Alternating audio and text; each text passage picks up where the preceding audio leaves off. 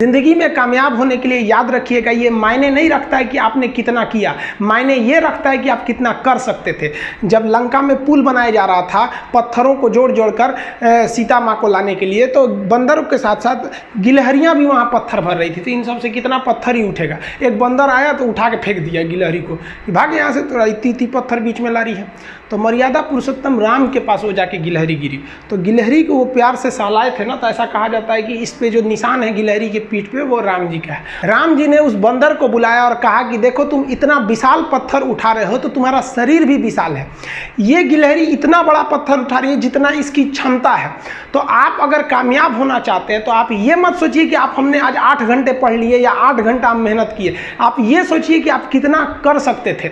और देखिए जो सपने देखते हैं उनके लिए तो पूरी रात छोटी पड़ जाती है, और सपने पूरे करने वाले के लिए पूरा दिन छोटा पड़ जाता है। अगर आपके अंदर जिम्मेदारी है ना, तो आप यकीन मानिए आप चैन से सो नहीं पाएंगे।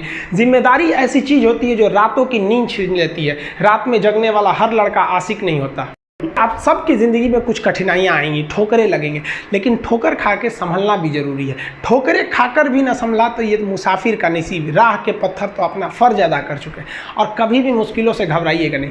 कोको कोला कंपनी जब स्थापना हुई थी तो 1 साल में केवल इसके 25 बोतल बिके थे।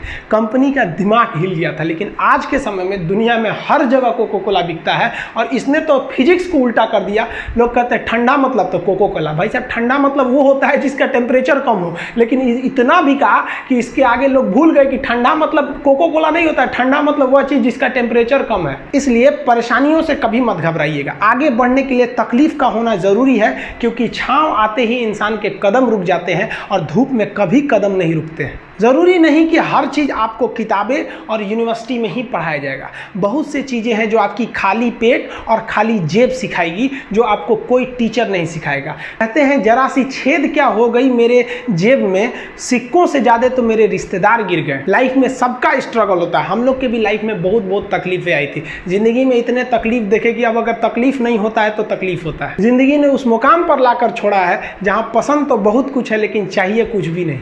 लोग कहते हैं कि खाली हाथ आए थे खाली हाथ जाओगे, गलत बोलते हैं।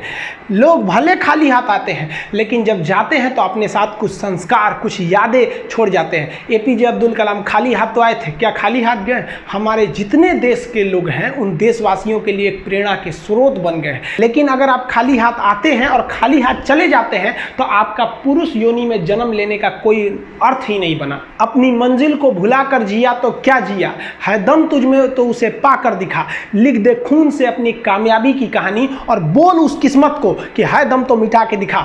इसलिए कभी किस्मत को मत कोसिएगा, अपने हौसले से अपनी कहानी लिखिएगा। पसीने की स्याही से जो लिखते हैं अपने हौसले के इरादे, उनके मुकद्दर के पन्ने कभी कोरे नहीं होते। पैसा और समय में तालमेल बिठाना बहुत जरूरी होता है। पैसा कहता है कि तू कुछ करेगा तो हम आएंगे, जबकि लोग गलती करते हैं। लोग कहते हैं कि पैसा आएगा तब हम कुछ करेंगे, ऐसा नहीं है।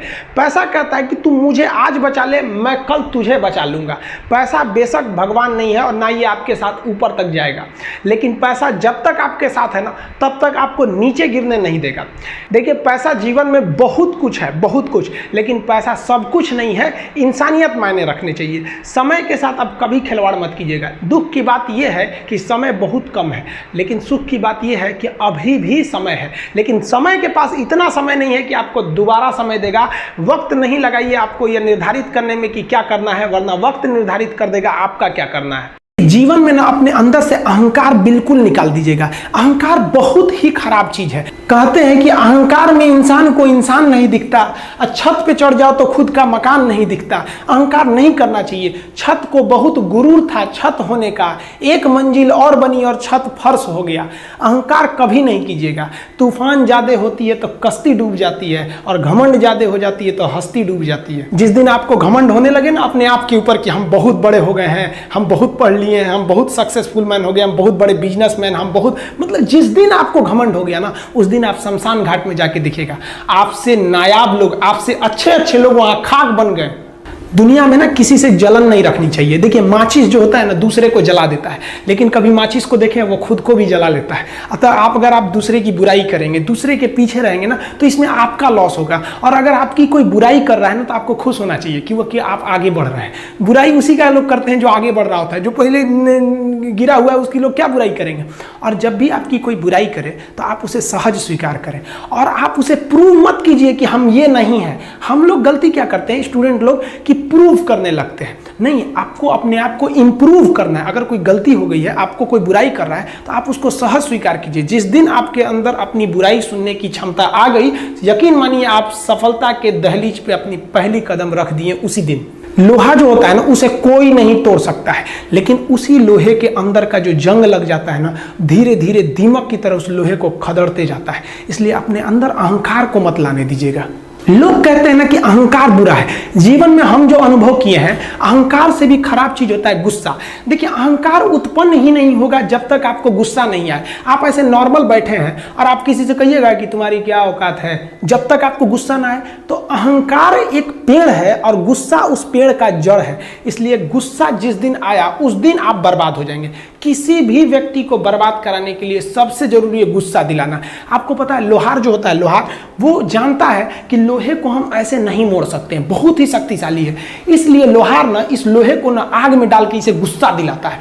जब ये गुस्से से लाल हो जाता है ना, तो जहां गुस्सा आया आप अपनी ताकत खो देते हैं। और ये लोहा अपनी ताकत खो देता है और एक मामूली हथौड़े के चोट से लोहा मुड़ जाता है। तो जिस दिन आपको गुस्सा आ गया, समझ जाइए कि आप अपनी ताकत खो रहे हैं।